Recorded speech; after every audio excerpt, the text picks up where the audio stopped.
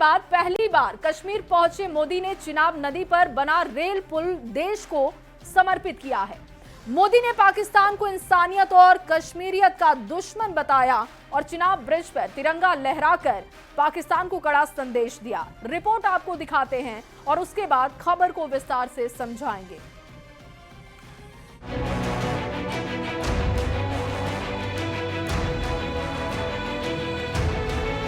पाकिस्तान ने पहलगाम आतंकी हमले से जम्मू कश्मीर की फिजा में जहर घोलने की साजिश रची तो उसे लगा होगा कि इससे कश्मीर के विकास का पहिया थम जाएगा, लेकिन राज्य में विकास की रफ्तार और भी तेज हो चुकी है, जिसका सबूत प्रधानमंत्री नरेंद्र मोदी ने चिनाब ब्रिज पर तिरंगा फहराकर साफ कर दिया।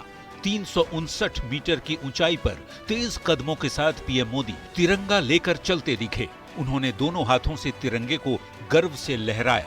ये नजारा न केवल भारत के गौरव का प्रतीक था, बल्कि पाकिस्तान के लिए एक सख्त संदेश भी था। इन तस्वीरों से ये साफ हो गया कि पाकिस्तान की कोई भी नीच हरकत भारत के आत्मविश्वास को तोड़ नहीं सकती।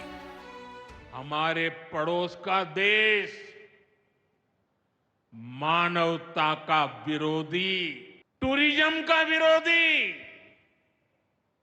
इतना ही नहीं, वो ऐसा देश है जो गरीब की रोजी रोटी का भी विरोधी है।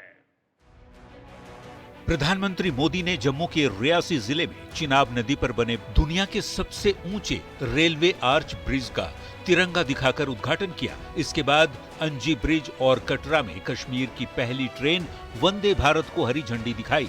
मोदी ने अपने कश्मीर दौरे से ये साफ कर दिया कि भारत अब न थमेगा न झुकेगा, तिरंगा अब आतंक पर भारी पड़ेगा। Bureau report, news 18।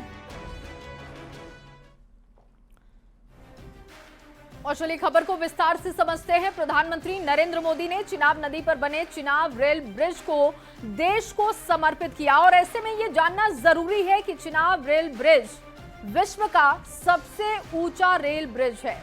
इसकी ऊंचाई 359 मीटर है। ये एफिल टावर से भी ज्यादा ऊंचा है। यह ब्रिज दो पहाड़ों के बीच में बना हुआ है और बहुत ही खूबसूरत दिख रहा है।